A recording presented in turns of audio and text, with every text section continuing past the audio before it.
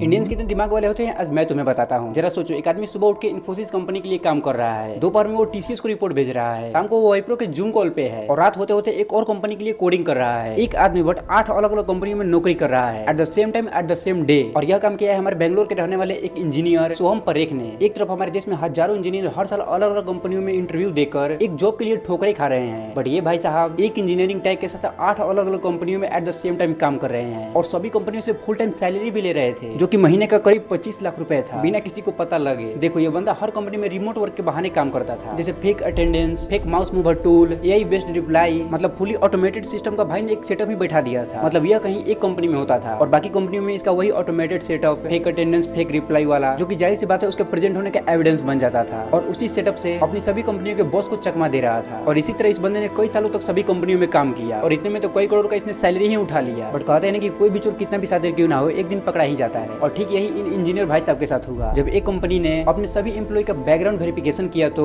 उसने कुछ suspicious activity notice किया, तब इंटरनल ऑडिट हुआ और कुछ समय बाद क्रॉस रेफरेंस करने पर पता चला यहीं से इस इंजीनियर साहब का भांडा फूट गया। मतलब लिटरली भाई क्या ही खतरनाक लोग हैं।